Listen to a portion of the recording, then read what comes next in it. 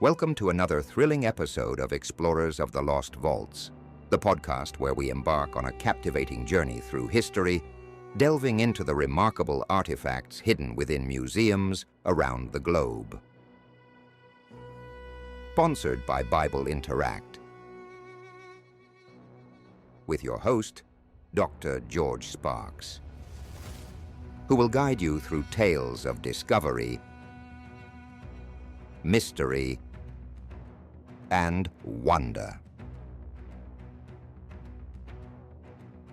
Today we have a very special guest joining us.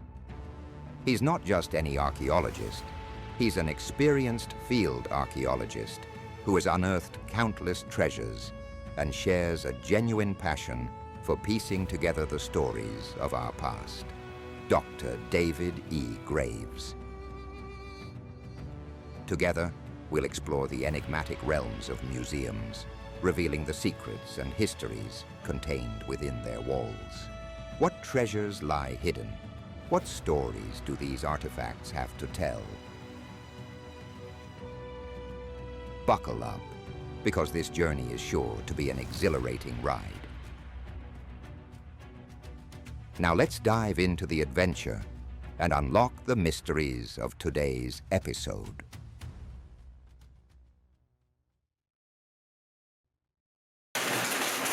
I'm at a location right now for the Museum of Archaeology and Biblical History, and this is what we promised, the museum vault.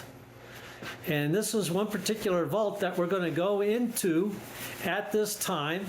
My name is Dr. George Sparks, and I'm with the CEO of the museum, Mr. Mancini. And as you can see, the museum has the safe with artifacts in it. We're going to take a look. John, if you can just wave to everybody. There we go. And he's going to open up the safe, and we're going to take a look at the treasures inside. We went into a vault yesterday with one of the museum curators, and I had the privilege of pulling out some artifacts, which we'd like to share at this time. Notice I have my gloves on this. David got on my case. He says, "Why are you holding these with your bare hand?" And that's very true. You shouldn't be doing that. First of all, he showed you a fragment of a Byzantine lamp. The light of Christ shines for all. Here's a whole intact lamp right here, and you can see how the Greek inscription is all around. Oh, cool. Okay. That's great. But look right here. You know, some people thought this was a type of a menorah. I see it in books as a menorah. But you know, really what it is an olive branch as Jesus came into Jerusalem. So here you got a lot of symbolism on this lamp. Yeah. And this is what we look for. We look for tradition and symbolisms on lamps, and becomes really cool because it places us into the mind of the early Christians at that period. And once again, as David pointed out, these could be used as souvenirs because look, it's pristine. It hasn't even been lit. There's no Yeah, soot on that's there. right. That's great. Now, some have speculated also, George. I've got one here. I'm not wearing gloves Wait a because minute, yours is bigger than mine. Oh, man. well, size matters. So in this particular case, I'm not wearing gloves because this is a reproduction. So in fact, the price tag's still on the back. Oh, that's so important.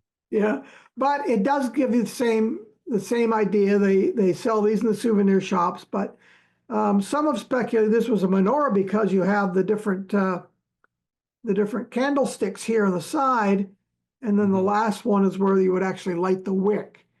So that's why some have suggested this was the Jewish symbol. But again, speculation.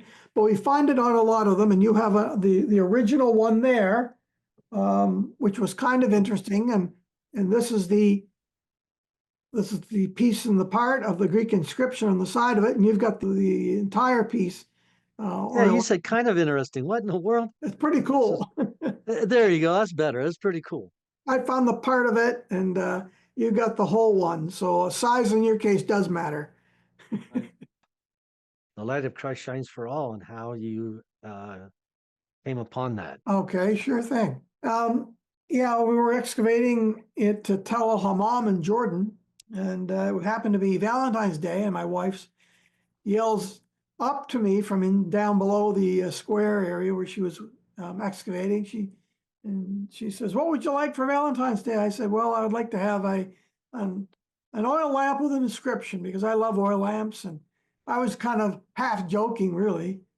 About 10 minutes later, she yells up to me, "Here's your Valentine's present."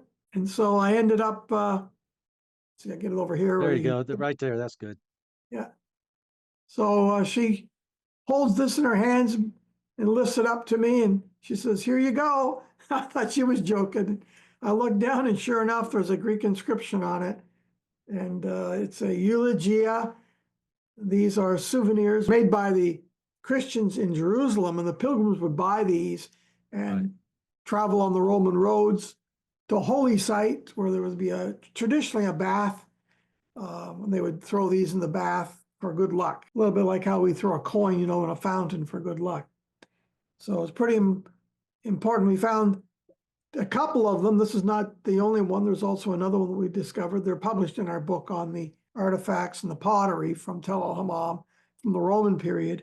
But it was important for me because it placed our site truly on the Roman road that I had been trying to find and had found and documented and mapped.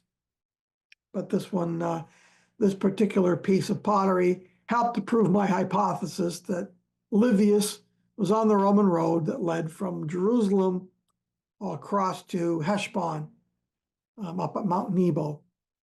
So, an important piece of pottery that my wife gave to me on Valentine's Day. So, it's been a cherished piece. So that's the story on that piece of pottery.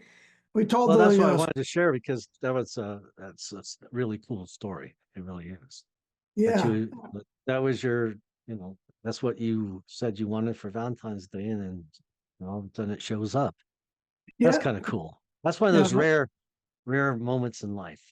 Yeah, it's one of the stories I tell in my memoirs.